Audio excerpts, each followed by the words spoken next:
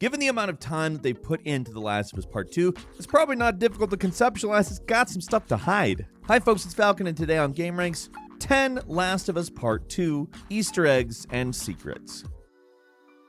Starting off at number 10, it's Ellies Room. One of the first things you see in this game is Ellies Room in Jackson, the town she and Joel found themselves in at the end of the first game. As you would expect, it's jam-packed with little references and details. Probably the most prominent is the blue robot toy on the shelf next to her desk. Anybody who has played the first game will recognize that as the toy Ellie gave to Sam, another kid around her age during the Pittsburgh section of the game. He died at the end of that part, and Ellie later complains that she forgot to put the stupid toy on his grave. I assume she just got rid of it, but I was wrong. She kept it the whole time. Another obvious one is the Savage Starlight poster above her desk. That's the title of the comic book Joel could collect during the first game. They amounted to another kind of collectible, but that was cool to see the different artwork on each one, which was all done by the comic book artist Mike Oeming. It looks like they got him back to do the poster, and if you're a fan of his artwork, then it's fun to see the return here. Another funny thing you can find in Ellie's room, a fat PlayStation 3 with 2 controllers and 2 games. First, the Jak and Daxter collection, and of course the original Uncharted. A funny detail about this game is that apparently the outbreak started in 2013, so all the calendars stop on 2013, and the newest console anyone had was of course the PlayStation 3. I mean the newest Sony console. It's not like they're going to put an Xbox in the game. You'll actually eventually find a few more PS3s laying around with some Naughty Dog games in them, like Uncharted 2. The last big reference to the first game's pretty well hidden though. Like you look at this shelf and you see a few books. It's really dark at first, but if you focus and really look, that's the joke book Ellie has in the first game. She actually finds it in Left Behind, the prequel DLC, while exploring a mall with her friend Riley. And that's where we actually see the joke book is called, no pun intended, Volume 2, TOO. The just bad jokes from this thing were a highlight from the first game, so it's fun to see that she still has it. You want to hear a joke about pizza? Never mind, it was too cheesy.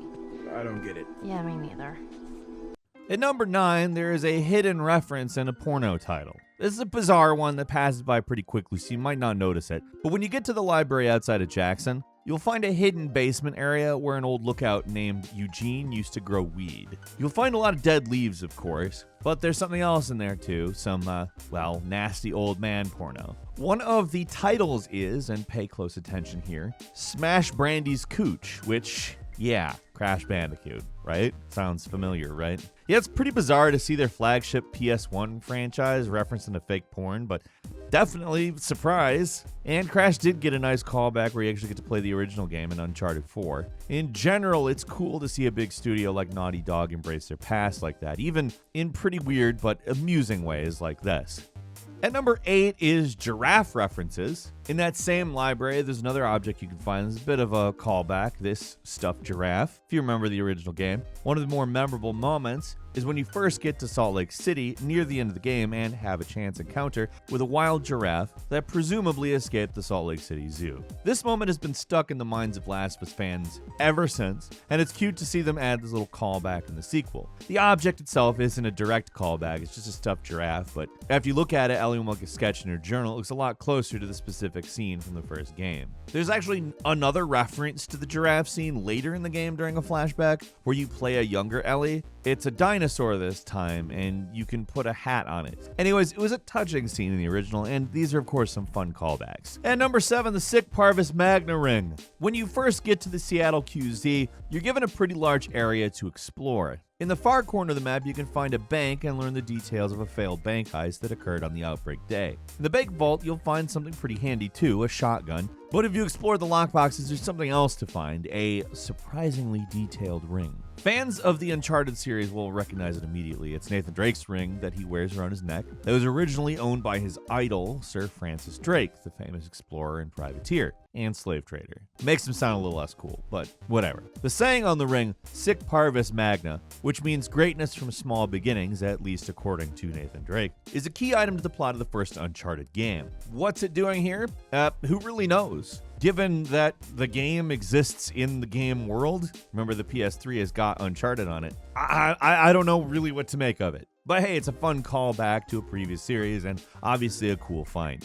At number 6 is Ellie's song cover. Another thing you can find in the downtown section of the Seattle QZ is an abandoned record store. You go up into the office, you'll find a pristine guitar in its case. After playing a little reprieve of Joel's song from the prologue, which is actually lyrics from the Pearl Jam song Future Days. Pearl Jam also gets a shout out on a poster in the record store as well. Ellie busts out a cover of the perennial Easter egg favorite, Take On Me, by Aha. Now, we don't get to see her enter a black and white sketch world or anything like from the music video. Like, you're gonna have to do Just Cause 4 if you want something that elaborate. But hey, an acoustic cover of the 1984 pop hit, still pretty darn good on its own. Oh, wow, that was an interesting beat.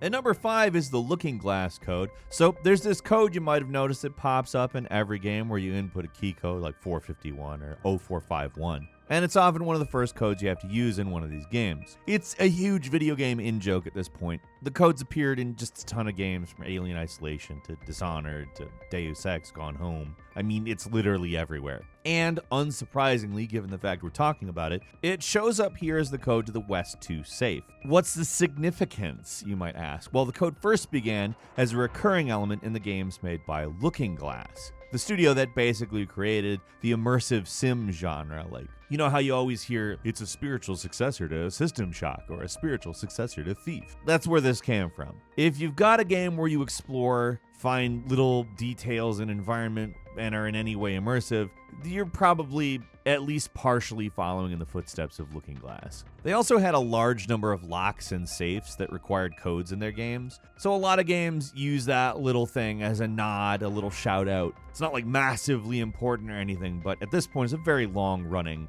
referential joke. What have you got for me? At number 4, this Frankenstein-looking statue. After your first real encounter with the wolves at the school, you escape through some streets and you can find this gift shop, which contains some pretty familiar-looking faces if you played the Left Behind DLC from the first game. A lot of the stuff you see is similar to things you'd see in the Halloween shop section of that DLC, like the statue, these masks, the little witch statue. All of it looks like stuff from that part. Ellie doesn't really comment much on it, though, other than mentioning she's not a fan. It's probably because she's having a little bit of deja vu. But hey, we love the nods. We love them. At number 3, the PlayStation Vita. During the game where you're infiltrating the Wolves forward base at the hospital, you'll encounter someone playing, well, in the immortal words of the guy we don't talk about anymore, Kevin Spacey. Yeah, I said his name. Is that a PS Vita? Yeah, the last of the PlayStation brand handhelds makes a kind of prominent appearance in the game. Not just that, but if you look at the screen, you can see that she's not just playing some random thing, it's Hotline Miami. Last of Us and Hotline Miami actually have a lot in common when you think about it. When you boil it down, they're both just sneaking around, throwing bottles at people's heads, and then violently killing them. Of course, there are some pretty big mechanical differences, however, it's nice to see one reference the other. At number 2, a suspicious pallet. At the end of day 1, the game has a flashback to 3 years ago where Ellie and Joel took a trip to an abandoned natural history museum. After exploring the dinosaur and space exhibits, you can take a dive into a big pool of water, and if you look out over to the right, you might see something a little familiar. Yeah, it's a pallet, just like the ones you used to use to ferry Ellie across water in the events of the first Last of Us. Obviously, now that she can actually swim, it's unnecessary, but they do comment on it. One of the only minor complaints about the first game were these pallet puzzles that you had to do just a few too many times. So this is Naughty Dog just hanging a lampshade on it. At number 1 is the Strange Relic. Much later in the game, when you reach the Chinatown section, you'll find this thing in a room upstairs. It's just called the Strange Relic, but Naughty Dog fans, or just fans of PS2-era platformers, are immediately going to recognize this thing as a precursor orb from the Jak and Daxter series. These things have shown up as Easter eggs in pretty much every Uncharted, but this is the first time you find one in this series. There's, of course, no explanation for why it's here. It's just a little fun callback. It also leaves us to wonder what Naughty Dog is going to do next. With Insomniac returning to Ratchet and Clank after a long hiatus, could Jak and Daxter be next for Naughty Dog? We're not holding our breath or anything, but who knows? I mean, those were good games. A couple of quick bonus ones that didn't really warrant a full entry, but are worth mentioning nonetheless. In the flooded section of the city, you can find an arcade that has, among other things, both the turning arcade cabinet that Ellie managed to play during Left Behind DLC and a Jak X combat racing machine, also from the Left Behind DLC, but also the last Jak and Daxter game by Naughty Dog, which is, as the name implies, a racing game. The last one is really dumb. One of the many superhero cards you can find is this one. Dr. Uckman. Get it? Druckmann, like Neil Druckmann, the director of this game. Yeah, it's not the best pun you've ever heard, but it did actually make me chuckle the first time I heard it. So that's everything that we've got for you today. What did you think? Leave us a comment. Let us know. If you like this video, click like. If you're not subscribed, now's a great time to do so. We upload brand new videos every day of the week. The best way to see them first is, of course, a subscription. So click subscribe. Don't forget to enable all notifications. And as always, thank you very much for watching this video. I'm Falcon. You can follow me on Twitter @FalconHero. We'll see you next time right here on GameRanx.